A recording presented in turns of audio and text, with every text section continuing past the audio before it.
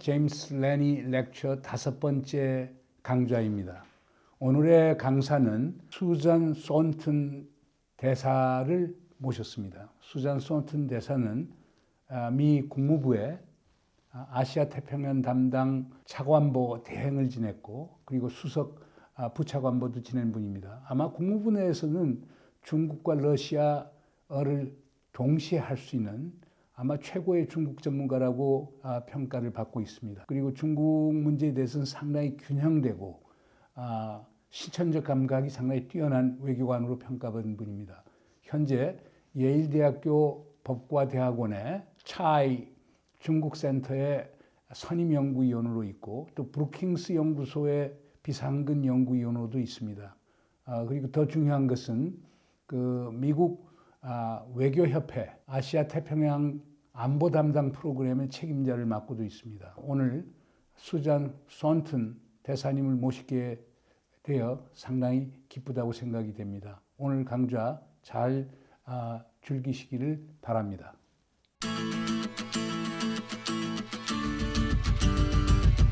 Susan, welcome for accepting the lecture in the James Laney lecture series. And you'll be the fifth. And then you'll be talking about U.S.-China strategic rivalry. Can it be avoided? That is a title, and not easy issue. But I think you're wise enough to come up with I hope so. Okay. I hope so. Anyhow, as we have introduced about Ambassador Susan Thornton, he was acting Assistant Secretary of State for Asia Pacific at State Department, and he was the Principal Deputy Assistant Secretary of State for Asia Pacific. Okay, right now she's a senior fellow at Yale Law School, the Thai Center for Chinese Studies, and she's also a non-resident fellow at Brookings Institution, and most importantly, she's now director for the Asia Pacific Security Forum at the National Committee on American Foreign Policy, based in New York. I remember reading her debate with John Mearsheimer in Foreign Affairs in how to deal with China, and I think she was the most sensible, the writer in that volume, and therefore I thought that it would be wonderful for us to invite Susan to give today's lecture. Okay, Susan, voila, now your turn to give a lecture. It was such an honor for me to be asked by Cheng-Yin to give this lecture in the name of one of our great leaders and a wonderful diplomat, Ambassador James Laney. And I also want to thank you, Cheng-Yin, for inviting me and all the friendship and cooperation you've offered me over the years.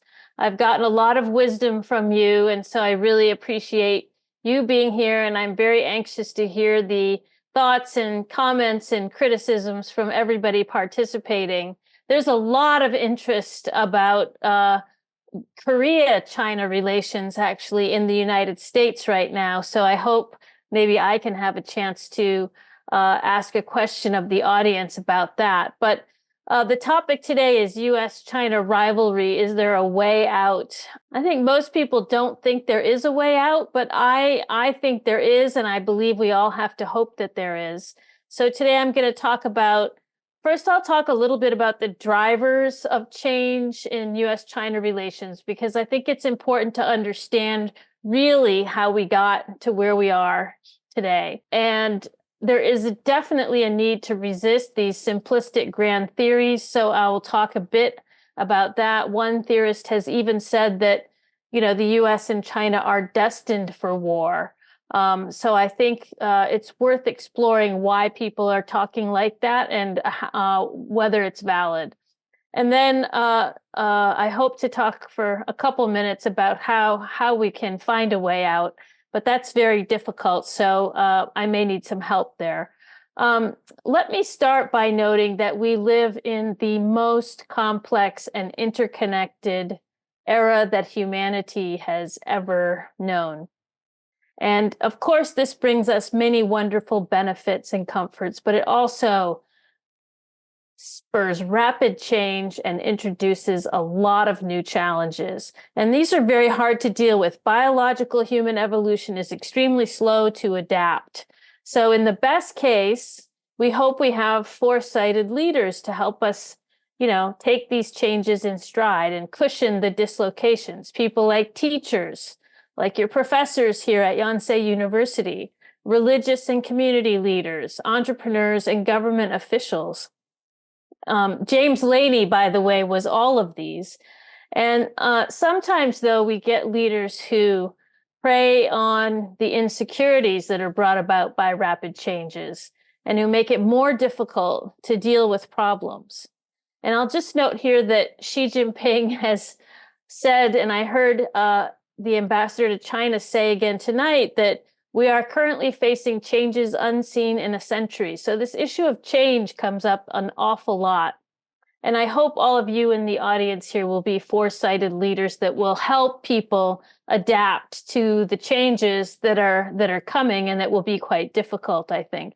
And why do I mention all of this in the discussion of current U.S.-China relations? I do think that it is essential to understanding how we have gotten to where we are today, the complexity, the interconnectedness, the rapid changes, and the difficulty of adapting to change.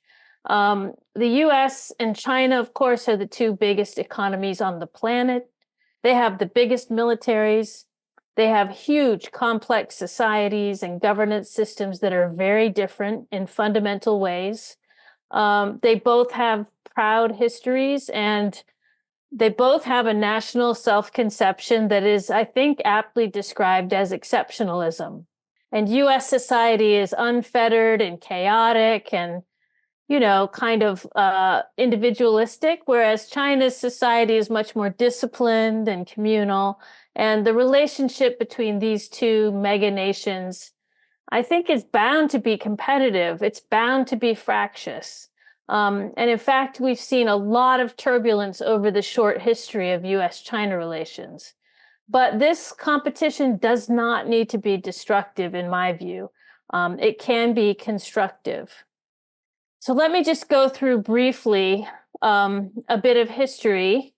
For people who aren't familiar, it will show you kind of how much turbulence we've seen in US-China relations. There's a feeling now that sort of everything in the past was, we were such good friends. The US didn't pay attention to what was happening. It just let China, get away with everything. And now we're getting tough on China. And finally, we are waking up. But this doesn't really reflect very accurately the history. The US-China relationship really started in the 19th century in earnest. There was the beginning of trade, but then there were the Opium Wars, the Boxer Rebellion. The U.S. had an open door policy that basically made sure the U.S. could trade with China when the colonial powers were carving it up. There was burgeoning Chinese immigration into the U.S. in the 19th century, which was cut off by the passage of the so-called Chinese Exclusion Act, which banned Chinese immigration into the United States for 60 years. That law was only repealed in 1943 after the United States had been an ally of China in World War II. Of course, the alliance between the U.S. and China in World War II was an uneasy one, and it was followed by the Kuomintang's loss in the Chinese Civil War, in spite of the fact that the U.S. tried to support the Kuomintang against the communists. The U.S., of course, then fought Chinese soldiers in the Korean War, as we know. The U.S. struggled against Chinese support for Ho Chi Minh in the Vietnam War. And both sides made efforts basically to undermine each other during the entire 25-year period of estrangement from 1949 until 1972, when Nixon visited China. The diplomatic normalization of 1979 between the United States and China when it finally came, was also a bit of an uneasy setting aside of differences for a greater strategic objective. The Chinese basically set aside the final resolution of their civil war by papering over an ambiguous U.S. view on Taiwan's status in exchange for cooperation with the United States to push back against, to contain what at that time in Beijing was seen as a very threatening Soviet Union. And at the time, Mao Zedong famously told Richard Nixon, quote, that we can wait maybe even 100 years when it comes to Taiwan. So that was the basis for diplomatic normalization. The US and China joined forces to monitor Soviet nuclear advances. We ran guns to the Mujahideen in Afghanistan through China. We had China send weapons down to Afghanistan to fight the Soviets. And we even cooperated on China's military modernization in some areas. But after the collapse of the Soviet Union, this rationale for US-China cooperation disappeared, and we had a series of crises. We had the Tiananmen Square massacre in 1989. After that, the US imposed sanctions on China, and relations were basically cut off for several years. They were restored, and then we had the 1995-96 Taiwan Strait crisis, where we sent aircraft carriers to the Taiwan Strait amid missile barrages. There was the bombing, U.S. bombing accidentally by of the Chinese embassy in Belgrade, Serbia, in 1999. Was a pretty big crisis in U.S.-China relations. And the collision of the U.S. EP-3 surveillance plane with a Chinese jet fighter off the coast of China, off of Hainan Island in 2001 was another crisis. So you can see that George H.W. Bush, Bill Clinton, George W. Bush, they all encountered difficulties and crises with China, and they were all seeking to find a new rationale for cooperation with China that could counterbalance this underlying animus between the two countries. But clearly throughout the 1990s and 2000s, the biggest rationale for cooperation with China in the US came from American businesses. American businesses really supported the burgeoning connections with China. They pushed for and they welcomed China's WTO accession in 2001. As the US then got kind of distracted and kind of tied up in the Great War on Terror after 9/11, which happened in that year, 2001, China kind of faded from US attention for a while. There were complaints in the 2000s continuously about trade violations, about human rights violations in China. And things weren't, I wouldn't say friendly during that time, but booming business seemed to have replaced countering the Soviet Union as the main rationale for these good relations with China. And that just kind of propelled things forward on a kind of autopilot while the U.S. was thinking about the Middle East. And this kind of rationale for the relationship held through about 2008, but it really started to erode after, America really had its confidence tested, I would say, during the great financial crisis of 2008 and 2009 and the aftermath of that crisis in our economy. Then, of course, we had the two wars, Afghanistan and Iraq, that were very much prolonged and, seen as not very successful. And during this period of time, sort of in the 2010s, of course, China's profile and its economic and sort of political power was continuing to really dramatically rise. I think Barack Obama made an effort at that time to enlist China in providing a greater share of global public goods and in confronting global challenges, so that might provide a better rationale for cooperation with China. It also would have helped to lift some of the burdens that the U.S. was bearing at the time. But I think that had a couple of successes to show for that strategy. One, of course, the 2015 Paris Climate Accord. There was some increases in UN peacekeeping and some other efforts on economic development, et cetera, the World Bank, et cetera, were positive. But these were definitely not enough to sustain a constructive cooperative relationship between the US and China. And China was suspicious of this effort of the US to sort of enlist it in these global projects. Xi Jinping was really more determined to aggressively pursue and defend Chinese interests at this time. We saw a lot of cyber intrusions, technology misappropriation and theft. We saw the move in the South China Sea to build islands and outposts, and we saw a lot of other military advancements in China. And this was the stage that was set when, of course, in 2017, Donald Trump became the US president. At that time, Xi Jinping was starting his second term as the general secretary of the Chinese Communist Party.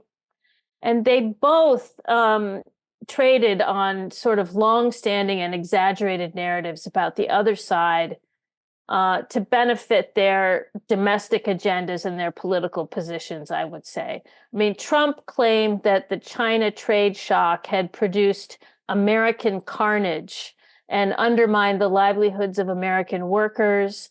Xi Jinping cited, American threats to pursue a lot of his domestic agenda, and relations certainly deteriorated in the period from 2017 to 2020. But my argument is that it was really not until the advent of COVID-19 in early 2020 that we saw the fundamental US-China rupture in relations. In January 2020, Donald Trump and his trade representative, remember, signed a very important trade agreement, the Phase 1 trade deal with China. Chinese officials were in Washington. There was a big signing ceremony on January 20th, which was only 3 days before Wuhan was locked down with COVID. In February, Trump called Xi Jinping, told him he was doing a great job containing COVID. But then in March, once the cases started coming up in the US, Donald Trump saw his election fortune start to slip away as the US economy started to deteriorate. And I think at that point, he really felt free to unleash this kind of cascade of punitive measures and invective. And in doing that, he showed that it was politically possible and profitable to blame China for a lot of different things that America was struggling with. And I think for his part, Xi Jinping had initially tried to court Trump, but during and since COVID, Xi has also used this kind of American animus toward China to double down on his agenda of sort of pursuit of high-tech development, indigenization, and national security controls. So since this rupture now in the spring of 2020, US politicians have continued to sort of openly talk about things like seeing the Chinese Communist Party onto the ash heap of history. We're hearing things like that all the time now in US political campaigns. And the Chinese officials are openly talking now about, US decline. And these kinds of exaggerated and false memes are now really driving forward the US-China confrontation. It's almost more the narratives that are driving the deterioration in relations than the actual substance. And I guess the question is, where will this end? You mentioned Cheng-Yin, John Mearsheimer, but there are a lot of scholars in the U.S. who see the drivers of U.S.-China confrontation as based on this power dynamic mainly. Graham Allison's theory of the Thucydides trap is mainly based on cases of rising and status quo powers in the European struggles over the centuries. But China's rise had really been happening for decades. People saw it coming in the 90s. It was widely remarked upon. I remember when I was in Beijing in the early 2000s, the Chinese even went to great lengths to coin a phrase called China's peaceful rise, because they knew at that time that their sudden appearance on the global stage was going to unnerve other countries, and they were trying to show that they, were not going to be threatening.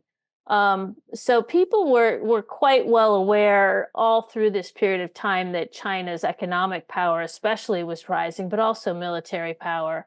And I really think that the decline in U.S.-China relations mainly comes from the loss of U.S. confidence brought about by these events that I talked about in the 2000s.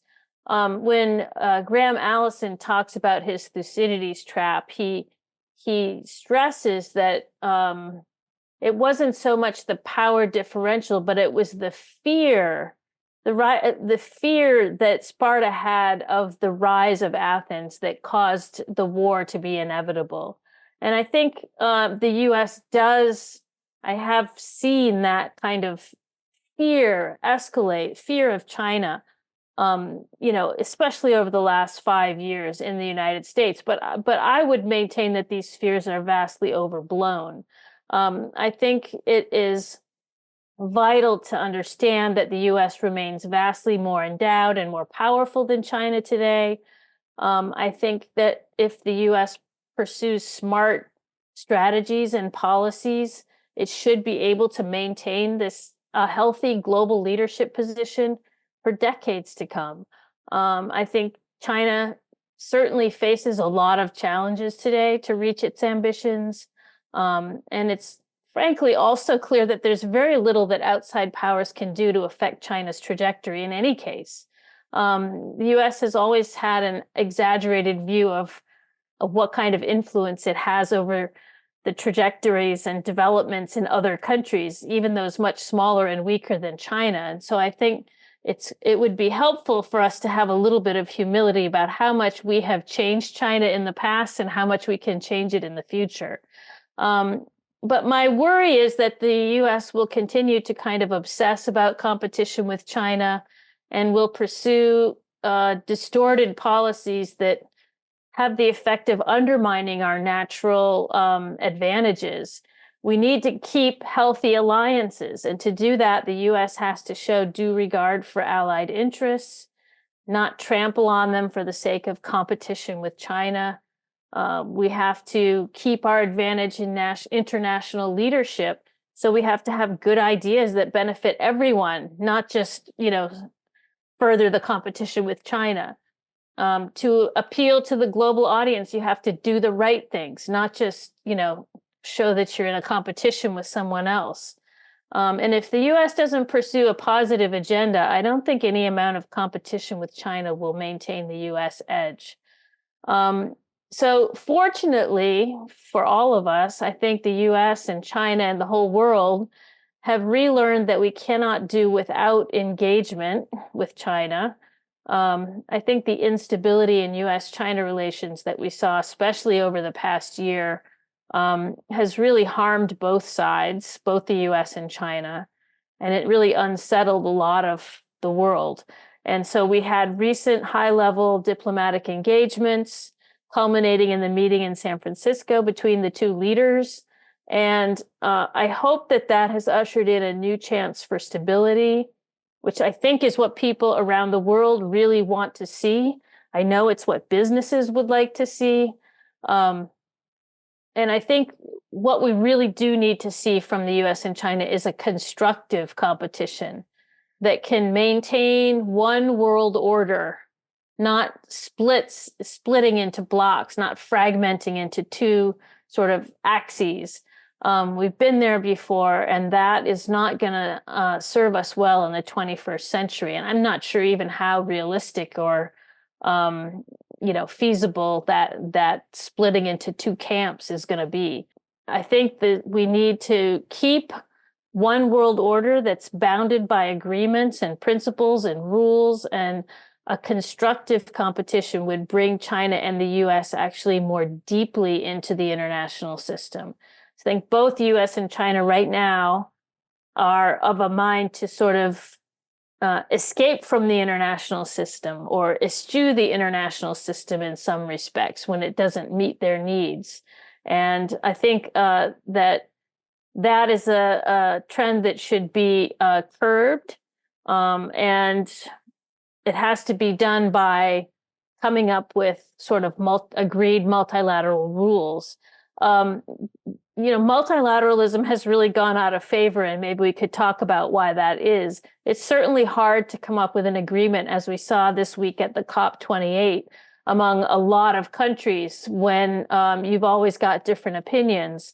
But it's really important that we continue to double down on the multilateral system, I think. We need a lot more political will to push that forward, but I do think that with reforms and a commitment to pursuing needed reforms, we can get the multilateral system back up and running. And I think it's important for smaller countries to push the US and China to do that, to commit to making those reforms and recommitting to the multilateral trading system. For example, the WTO. At the recent APEC summit, one of the outcomes of the APEC leader statement was a commitment to try to reform and reboot the WTO. And I really do hope that people press, especially the US and China, on that, because it's very much needed. I think, getting out of this US-China rivalry or making it into a constructive competition is going to be difficult. It's going to require recognition that in this modern era, no one country can do everything that's required in the way of providing security, in the way of providing other global public goods. We will need to work with all other capable governments, and China is certainly one that cannot be left out if we're going to be able to do that. So I hope that there will be a recognition of that. It seems to me that the conversation is changing a little bit with the advent and obvious manifestations of climate change and other things. And so I hope that will happen. And I hope that you will all work on it together with me and others to try to make it happen. Thank you. Thank you very much for your very enlightening lecture. But let me pose the first question. Is China really a great threat to the United States? Does China really want global hegemony? And some people argue that China's threat is more contrived than real. What is your take on these kinds of arguments? And also, why the China threat is so appealing to the American public? Yeah, these are great questions. So I think that the China threat is, it's kind of muddled. It's misunderstood. It's certainly overhyped. But I will tell you what I think the basic concerns are in the United States, and then maybe we can take them one at a time. So the idea that China wants to sort of take over the world, run the international system, come into our living rooms and teach our children Chinese, I think is obviously, far beyond the pale. You hear that, usually from politicians. I don't think many serious people really think that China poses that kind of a threat. That's a kind of an anti-communist or a sort of a throwback to the, Cold War of the 1950s, I think, which doesn't really reflect much deep knowledge and understanding of China and what it's doing. But there's another kind of a fear which is centers around China wanting to be a hegemon in the East Asia region and kind of have sway, if not sort of a more kind of deep control over countries, what they do in the Asia Pacific region, especially in terms of how they interact with China's security periphery and probably also China's economy. And I think that is something that is a concern of countries in the region. So I'd love to hear how Korea looks at that kind of description of the threat. And, one of the longstanding principles of U.S. grand strategy has been to not allow, a kind of regional hegemon to emerge in Asia or in Europe. So this is that aspect of the threat. But I think there are two other major concerns. One involves, of course, Taiwan. And this kind of fits under that East Asian hegemon theme, but it's really the very specific problem of, will China try to launch a military invasion or operation to retake Taiwan by force? And if, China as a major power and a UN permanent member with veto launched such an operation, what would that say about the future of our global order? And also, we want to defend Taiwan or at least protect Taiwan from such an eventuality. So that is a concern because it's the one place really, I think, where the US and China could, come into military conflict within a fairly specific scenario and a fairly near-term timetable. And then I think the last one is something that has really only just come about maybe in the last 10 years or so.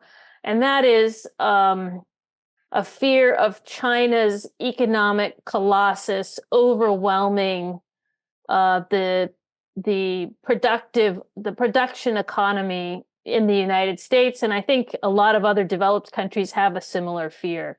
So you see the manufacturing juggernaut that exists in southeastern China and the efficiency of it and the way it's sort of taken over sector after sector after sector. That really worries people. I mean, if you look at right now, Germany and the car industry in Germany and the way Chinese EVs are pouring into Europe, there's been several other, we could go through the various sectors, wind power manufacturing in the United States. There's been a lot of other cases. I think solar panel production in the United States was offshored to China after they got the technology and just shut down all of our industry. So I think these kind of things on a grand scale, after people are seeing what China's doing on the moving up the technology manufacturing ladder, is what has really spooked people about, what is going to be left for our economies after China gets to the point where they're trying to go. I still remember on July 21st, 2020, then Secretary of State Michael Pompeo delivered a speech at the Nixon Library in California. And he argued that the root cause of China problem comes from Chinese Communist Party. Without dismantling or changing Chinese Communist Party, there is no way for the US to cooperate with China. Do you buy that argument? Can the US change Chinese political system? Does the US have any leverage to induce changes in China? Well, yeah, I'm not really sure exactly what he was getting at. I mean, I don't know if his problem is with, a single party system or if it's particularly with the word communist or what exactly the problem is that he's getting at. But, I think this is a very familiar kind of Republican political refrain. especially involving communism. And, you know, it also usually is mentioned by people who haven't spent a lot of time in China, because I think it's, you know, there are certain aspects maybe of the Chinese system that are kind of hangovers from an earlier sort of vaguely communist imprint, but there's really not much left of that. And I think most people would say that the Chinese government is more Leninist than communist at this point. I mean, the economy is certainly very much, you know, a capitalist system or a state capitalist system integrated into the global economy. So, but I think maybe what he meant is that in a country, I mean, I think one of the problems, frankly, is that China's size is so enormous that it's just it's intimidating, right? And if you have a government that is authoritarian, married up with a state capitalist system, there is potential there for ambition, and it could be dangerous. And I think probably that's what he's referring to. But, you know, it's a very vague kind of thing, and it's not really based on a lot of, you know, deep introspection or investigation, I think. Another question is I really like your idea of constructive competition. It makes a whole lot of sense, okay? And I think China and the United States should really, you know, jointly seek the constructive competition. And in that context, you know, President Biden really proposed the 3 C's: cooperation in global affairs, such as pandemic, okay, and climate change, nuclear non-proliferation, okay, and etc. And at the same time, President Biden said that in trade and technology will come up with a fierce competition with China. However, as for geopolitical issues such as Taiwan Strait and South China Sea, and also democracy and human rights such as Xinjiang, U.S. will not make any concessions. Therefore, U.S. will engage in confrontation with China. These are all 3 C's. But since you are a real specialist on China, you have been one of the leading experts on China in the State Department. While pursuing confrontation in the areas of geopolitics and value, can China and the United States seek cooperation in global affairs? What I'm saying is this: while U.S. raising issues over the Taiwan Strait, South China Sea, Xinjiang, Tibet, Hong Kong, and etc., can China respond to American proposal for constructive competition and cooperation? Well, I mean, to me, we always have before. I mean, so, you know, the difference was, I think, that, you know, we've always had differences with China over Taiwan. For 45 years, we've had differences with China over Taiwan. We've always had differences over human rights. And in fact, when Bill Clinton came into office, he said, you know, we're going to make human rights the priority in our relationship with China. That didn't last very long because he found out that we had a lot of other interests with China that we needed to pay attention to. But, you know, these are things that have always been at the center of our relationship with China. And they've always been things that we've had lots of fights over and disagreed about. And yet it hasn't stopped us from cooperating in other areas. So the real change now is that, you know, in the earlier stage, we were pursuing this policy of engagement. And then in, you know, 2018, we declared that we're no longer pursuing a policy of engagement. We're pursuing a policy of strategic competition. And I think what the Chinese see is that strategic competition is a kind of the logical end of that is a kind of not cooperation on global issues. It's actually confrontation on global issues, and not cooperation or even competition in technology and trade. It's really confrontation, and they're seeing confrontation across the board. I think the other thing that makes it difficult is that the very issues on which the U.S. wants to declare that it's going to have confrontation, i.e. Taiwan and territorial issues, are the highest priority issues for China. So it's these are things that are sort of the absolute red line in China's mind. They're existential issues. And, the U.S. wants to keep its, confrontational position on the issues that are important to China, whereas it'll cooperate with China on issues that are in China's eyes, much, much further down their priority list. And that makes it difficult as well. I was in China last week, and I had very interesting discussions with Chinese, government officials, party officials, and scholars, and etc. Chinese had high, expectation and very positive, development of China-U.S. relations after Biden-Xi Jinping summit talk in San Francisco. But there was some, and at that conference, John Thornton was there, and Steve, at the U.S. Center was there, but they were rather cautious about giving optimistic prospect for China-U.S. relations. They all focus on the next year's presidential election in the U.S. What is your take on the impact of the next presidential election on the U.S.-China relations? And what if Trump get elected? What would be the impact on China-U.S. relations? Well, as you can see in the past, Trump used to be very accommodative of Chinese political system. Okay, what matters for him was just economic interest, American national interest. He didn't care about the human rights and democracy and etc. But on the other hand, Michael Pompeo, John Bolton, and all others really paid attention to the value issues and whatever. Therefore, what is your assessment of impact of American presidential election on China-U.S. relations, and particularly if Trump get elected, what would be the actual impact?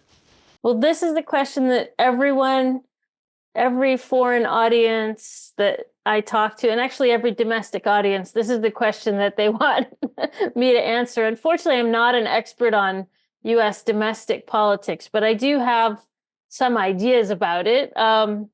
So first of all, if President Biden is reelected, I think after he is inaugurated in his second term, there would be a chance for an improvement in U.S.-China relations. I don't think we're going to see much improvement in a presidential election year because the rhetoric around a campaign is going to be very negative.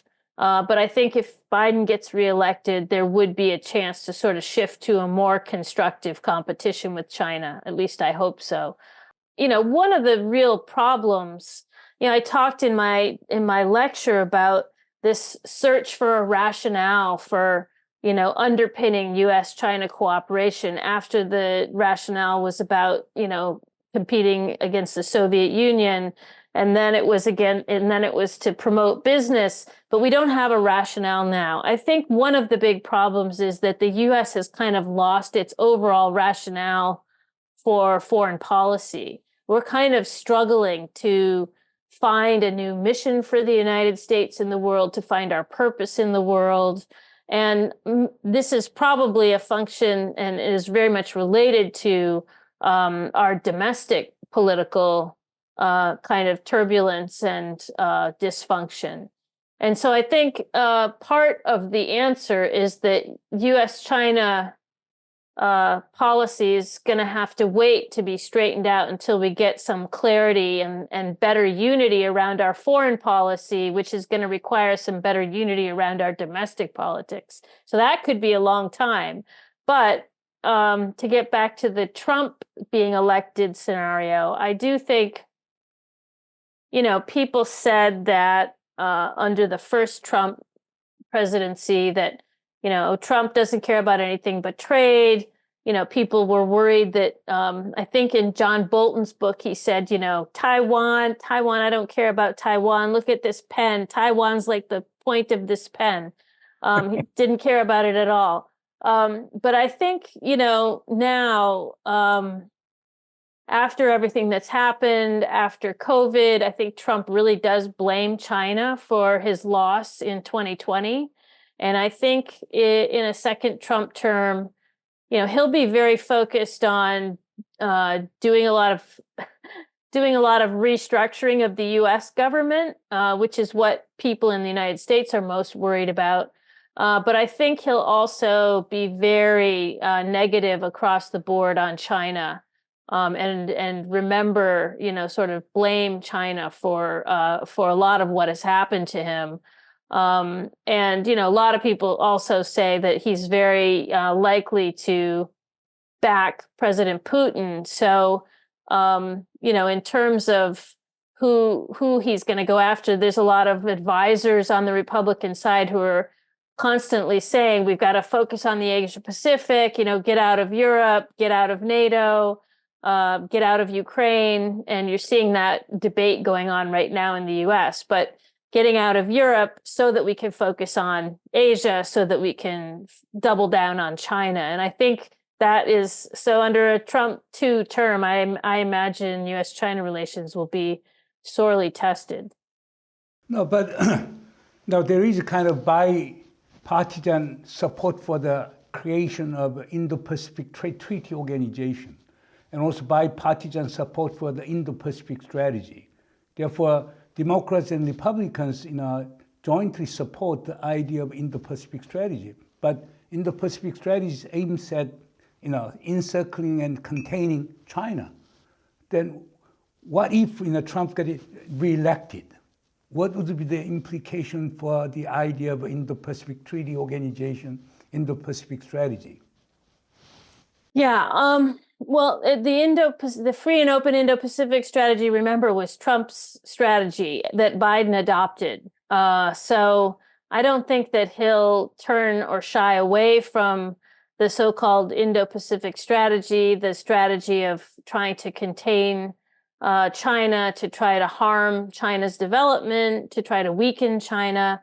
I guess one of the questions is what will be the role of allies in that strategy under Trump. My guess is that Trump's thinking about allies in the Pacific may have evolved since his first term. We've seen both Korea and Japan especially increase their defense spending, step up a lot of the sort of burden sharing type things that Trump was complaining about at the time. And I think since he'll be focused on the, sort of Indo-Pacific strategy vis-a-vis China, we might see him focus more on, his ire about allies on Europe than on Asia.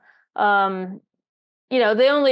guess the only other thing is that the trade, Trump is still going to be very focused on trade. And, we've got the Chorus FTA, that's done. So presumably that won't come back, and those kind of trade agreements won't be at issue. But the question of kind of how he'll want to enlist allies in his sort of trade relations with China, that could be a pain point for Asian allies.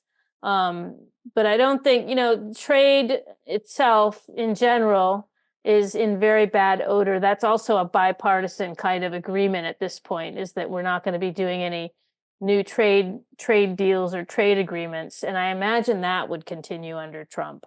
I don't know how long we can keep that up, but I think that is definitely where both parties are at the moment. The Biden administration has claimed that it has changed strategy on China from decoupling to de-risking, okay? And can you elaborate the difference between decoupling and de-risking? And also what is meant by, small yard, high fence, argument suggested by, Jake Sullivan and others? layman too. Okay, I'll try to give my best assessment, but I think that actually these various phrases have been left unclear, partly on purpose and partly because they themselves don't know what exactly the specifics of them are. Decoupling is kind of a straw man, right? It's not, I mean, decoupling, everybody has said from the beginning, oh, we're not doing that. But now it's become a talking point to show that we're moving away from extreme policies toward China, even though that was never the policy. It's just, I mean, decoupling, whatever it means kind of cutting off China's economy the way that the developed countries have tried to cut off Russia's economy, right? De-risking, I think the reason they moved from, small yard, high fence, to go to that one, because that was a very early phrase that Jake Sullivan used, is mostly having to do with export controls, right? So small yard, high fence has to do with keeping China from getting military technologies that we produce that we don't want them to get. And so there's supposed to be a very narrow set of technologies that are now coming under export controls. And the idea is to sort of resurrect the COCOM of the Soviet, the Cold War era, when there were a lot of technologies on a list among developed countries who made those technologies that the Soviet Union was not to have. And I think, they haven't made a lot of success yet in coming up with a kind of a formal structure to do this. And there are a lot of disagreements and a lot of equities at play, of course, on the part of different countries. And it's very hard to get everyone to agree on, what is the national, what are national security military technologies that need to be protected. So in describing that list, Jake Sullivan used the term small yard, high fence to try to reassure people that they're not going to be an endless list of dual-use technologies on this list. It's going to be a small list of protected technologies that we're going to try to get everyone to agree that they're not going to send to China. So that's a work in progress. De-risking, I would say, has more to do with dependencies and choke points that China might control. So, for example, critical minerals that go into EV batteries is an example that everybody's talking about now. And the de-risking means let's try to have our own somehow alternative sources of supply.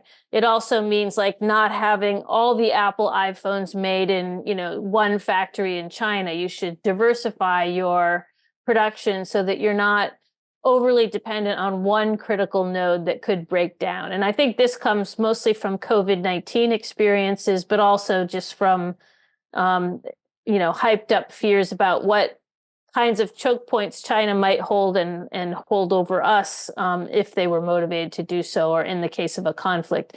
And let's not forget how much Russia's invasion of Ukraine has spurred all of this thinking about China threat and choke points and what they might hold over us, et cetera, et cetera. Were it not for the Russian invasion of Ukraine, we would probably not be as far along in all of this with regard to China as we are, even though it wasn't China that invaded Ukraine, but the transfer of thinking about that this could happen certainly was very fast. My final question is on the Korean Peninsula. Now, North Korean nuclear issue is getting nowhere. The things getting, things going through from bad to worse. But now there is a kind of blaming game. The U.S. and South Korea blame China. China is not showing more active role in changing North Korean behavior. And the Chinese government is arguing that we have done enough. You haven't done your homework. It has now, North Korean nuclear problem has become your problem. Therefore, there is a sharp difference between Washington, Seoul on the one hand and Beijing on the other hand. What is your take on this, the differences in opinion? And how to come up with a new breakthrough to the North Korean nuclear problem that is as difficult as the China-U.S. relations, but Um, yeah, I hadn't actually, heard about this, blame game being being played now. Although it's not surprising because this has been the story ever since I've been working on this issue. Actually, the U.S. has been saying that China's not doing enough; it needs to do more. China could do so much more.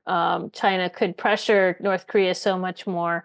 And then Chinese saying, well, we can't do anything if you're not going to make the offer that the North Koreans want. And they really want to talk to you, the US, and you're not talking to them. And so this blame game has been going on for at least 20 years. It's really not the problem. I mean, that's really it's a distraction.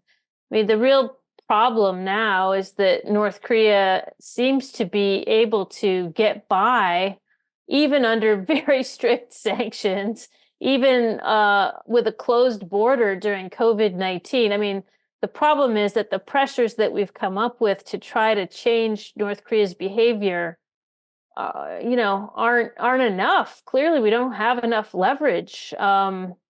There was a time when China was imposing these very strict sanctions too, and it wasn't enough. I understand the Chinese are now worried that, they've held off on North Korean nuclear tests for quite a while, far beyond what experts were expecting. But they're now expecting that that's probably going to come at some point soon. And I think that their leverage is diminished now that Kim Jong-un has found a new friend in Vladimir Putin. So Kim Jong-un's been playing, whatever terrible hand he has, he's been playing it, to the max, and seems to, be working or having a lot of activity now with the Russians. So, I don't know. I read an article today, Chung-in, about Trump's new plan for North Korea. So I don't know if Trump comes in, if he'll propose some kind of a new deal that can entice Kim Jong-un out or not. But I think at the moment, to be honest, the governments in Seoul and Washington and elsewhere have kind of just parked North Korea for the moment. They've got enough other problems on the plate, and Kim Jong-un doesn't seem to be willing to engage in any kind of serious negotiation, doesn't really seem to want anything from us. And so, I don't know what we can do, but it worries me that it's been parked and it's festering there because it's, we see these problems all over the world festering, and we know that at some point something's going to happen. And that is, I think, why we should be trying to at least talk to North Korea, because when you're talking, these kind of breakouts are less likely to occur, in my view. Okay, now we'll have open discussion with the floor. Now, the Professor Jungi Kim of Yonsei University Law School just left, but he raised this question to Ambassador Thornton. His question is this: now, if you look at what is happening in Ukraine and what would be the impact on the Chinese attitude toward Taiwan, will it embolden China to take more adventurous moves toward Taiwan, or will it deter China from taking any military actions or hardline actions on Taiwan? Well, I don't think it will embolden them or make them think that taking military action vis-a-vis Taiwan is going to be easy. If anything, it reminds everyone about the difficult realities of war and how things can be very unpredictable and not go at all the way you planned. There are a lot of aspects that probably give China pause. I mean, I think they're learning quite a bit from the war in Ukraine. So they're learning a lot about how to get around sanctions from the Russians. They're learning a lot about, sort of how things can go wrong, communications problems, what not to do. I'm sure they were shocked by the performance of the Russian military. And, they have a lot of Russian military equipment, so that might also be giving them pause. And I think they're learning a lot about what's important to make sure they have mastered before they try anything. So in some ways, it's going to help them get ready. In some other ways, it's going to probably, make them even more cautious about doing something. I don't subscribe to the argument that I hear some people make that, with Ukraine now ongoing, and now the fighting in Israel and Gaza Strip and the West Bank and Middle East, that China could see all of this as preoccupying the West and take the opportunity now when everyone's distracted to take Taiwan. I don't think I'm not buying that argument on the part of China. I don't think this is going to hasten them in any way to try this. And in fact, I think they are probably slowed down by it. Okay, Dr. Yun, you just returned from Washington, D.C. Why don't you raise a question or make a comment on Ambassador Thornton? Actually, I have two questions. If Trump is reelected, how do you see the future of trilateral cooperation between the U.S., Japan, and Korea? And also, how do you see the future of the Washington Declaration? Well, that's a great question. I mean, Trump is not a big fan of multilateral anything, but I think it really is going to depend a lot on who he gets for his national security team. And I imagine that the cooperation between Japan and Korea will be something that the Trump team would see as positive in terms of the agenda vis-a-vis China, especially. And so I think, he would not automatically move to kind of undermine or dismiss the trilateral cooperation. I still think it's better and safer to try to institutionalize and deepen that cooperation as much as possible over the next year, just as an insurance policy. And then on the question of the Washington Declaration, I mean, I think Trump is probably, in general, in principle, fine with the Washington Declaration and fine with continued U.S. Nuclear umbrella and deterrent policy. Also, especially because he's going to be focused on the China containment issue, I believe, and so. I think he'll maintain that, especially since he has a plan to, court Kim Jong-un and try to make the threat to the U.S. from North Korean ICBMs diminished. So I think he'll be probably, if he thinks that's what he's going to do, I think he would be okay with the continuation of the Washington Declaration, the nuclear umbrella, etc. Now, whether Korea and Japan feel okay about it is another question, right? But from I'm just guessing, of course. I don't know, but just from having worked in the administration, that would be my guess. But he's very unpredictable. So. Okay, Sojin Chung. Am I audible? Okay, Yes. Thank you so much, Professor, for your amazing lecture. I just had a simple question from part of the beginning of your lecture.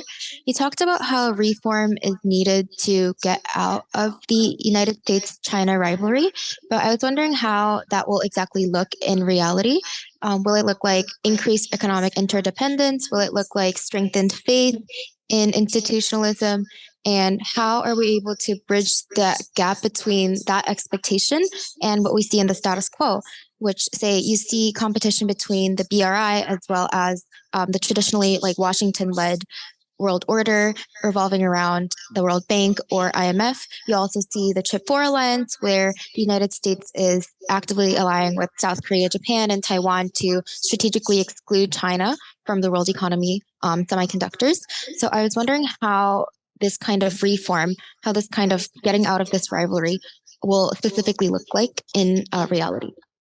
Yeah, well, in reality, how will it look? I'm not sure, because actually nobody has the political will to pursue it at the moment, which is what I'm trying to drum up. So a couple of things. I mean, the U.S. and China they have different comparative advantages, right? So if you think about the international system from the lens of kind of countries making different contributions according to what they're good at, that would be the direction in which I would hope to see the reforms move. For example, let's take the Belt and Road Initiative. There are a lot of problems with the Belt and Road Initiative, but there are a lot of positive things also about the Belt and Road Initiative. And there are things that the international financial institutions that are supposed to be helping build infrastructure around the world could learn from the Belt and Road Initiative. And there are things that the Belt and Road Initiative should take from the experiences of the other, IFIs on things like doing feasibility studies to see if a project is going to be profitable, and how do you, keep from building white elephant projects that are vanity projects for government officials, et cetera. So, I think the U.S. doesn't need to compete with the Belt and Road Initiative head on. I think that actually that is a very misguided policy that you hear Americans talk about all the time. I am against competing with the Belt and Road Initiative, frankly. I don't think the U.S. has a comparative advantage in that. We should be doing things that, we have a comparative advantage in, and the Chinese should be doing things that they have a comparative advantage. And that's how we're going to sort of, bring reform to, say, the Bretton Woods institutions, to the WTO. We're going to have to come up with new institutions, probably multilateral institutions on things like digital trade. There are all kinds of digital trade initiatives, but they're all kind of balkanized and separate at this point, and everyone's waiting to see if we're going to have one standard or two or five. And I think, it'll be unfortunate if we can't all get together and figure out, what a common standard could be, or how we could come up with a better standard. Climate change is another area where we're actually going to need to figure out comparative advantages and make bigger contributions and enlist a lot more help. So, when you see the sort of strategic rivalry between the U.S. and China eating up so many resources, and then you see all of these problems that we have that are sort of plaguing both the global institutions, but also transnational issues that are really affecting people in their daily lives. You can see that there's obviously like a mismatch here between the way we're, using resources and the way we should be doing it. And so I think that's kind of the focus that I would bring to it. And I would start probably with the economic institutions, because they're the ones that actually touch people's daily lives the most.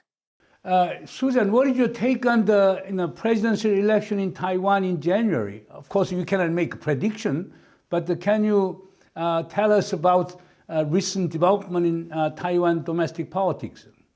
Yes, and I would very much like to know, how Korea is viewing developments in Taiwan these days. But I think, I actually probably can make a prediction about the election. It looks like the ruling party vice president candidate, Lai Ching-te, is probably going to prevail in the election unless something changes dramatically between now and then. So I think, that's what I expect. But it also looks like the legislature will not be in the hands of the DPP, as it has been for the last 8 years under Tsai Ing-wen. So it looks like it will be a split government probably. And, that to some extent will constrain what, the new authorities, Lai Ching-te, the new president, could pursue in terms of his agenda. And I don't know if that will make authorities in Beijing any more relaxed. Of course, they're extremely suspicious of him and his past statements about being a sort of a pragmatic independence worker for Taiwan and things like that. They're very skeptical of the DPP, of course, and whether or not they will, after a third term winning for the DPP, decide that they have to break down and have some kind of direct contact and talks with them. I think is probably not on the cards, but maybe, and certainly they should be encouraged to try to keep the door open to have those contacts. I think that would be good for everyone.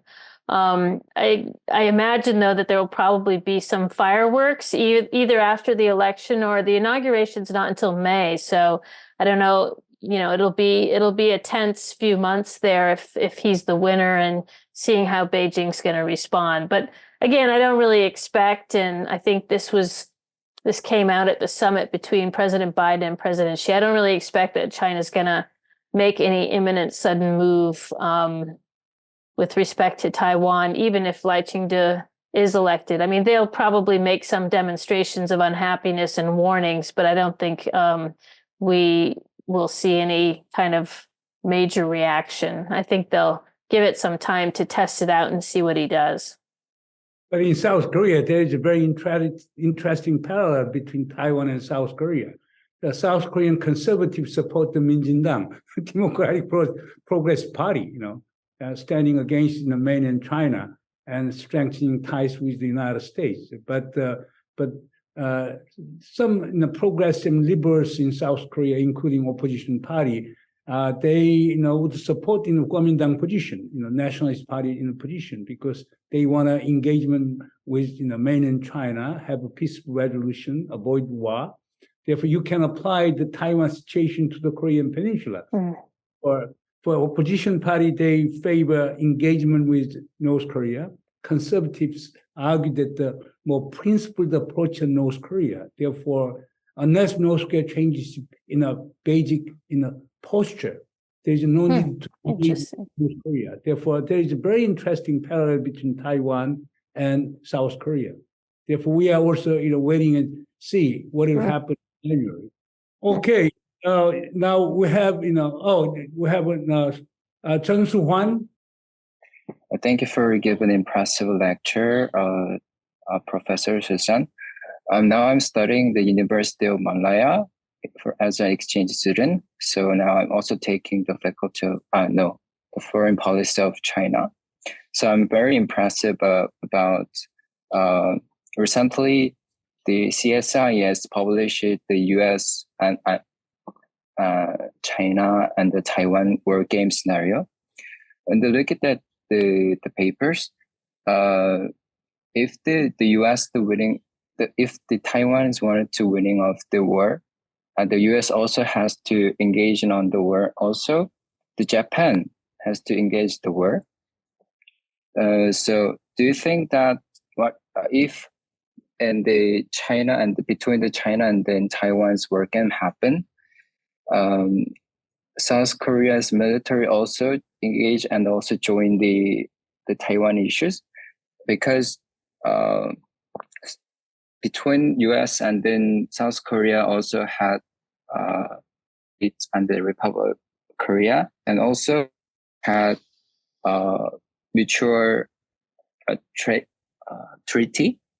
So maybe it will happen to the war and the Taiwan the Strait off. So maybe it's just my opinions. Maybe the North Korea also has to engage the war in the Taiwan era. So do you think the South Korean military also engage and then join the military action in the Taiwan? Okay, do you want Tyler to go and then I'll answer two questions at once? Okay. Ira, why don't you, raise your question too, so that Ambassador Thornton can reply all together. Of course. Thank you very much for a great presentation and lecture. So I wanted to talk about how President Yoon earlier this year had mentioned interest of South Korea obtaining its own nuclear weapons. And we saw with President Yoon's visit to the U.S. Earlier this year that he was President Biden was relatively able to kind of quell the interest, but we kind of also see a rising interest within South Korea, within the public of Korea obtaining its nukes. So I kind of wanted to see, I know that the stance is most likely that the US does not want to see South Korea having its own nuclear weapons. But what do you think that conversation kind of looks like between the two states? And what do you think the U.S. can do to kind of quell the interest if it does not want to see South Korea own its own nuclear weapons? Okay, Susan. Great. Two very hard questions. Thank you, Chung-in, for coming up with these. Okay, so the first one on Korean participation in Taiwan contingency. So first of all, I have to say that we really want to prevent this war from happening. So our deterrence is focused on, building up Taiwan's military, but also reassuring, the Chinese that, Taiwan's not going to go and be independent, and hopefully they never have to sort of cross that line and figure that out. And I think the Biden administration's been working very hard on that.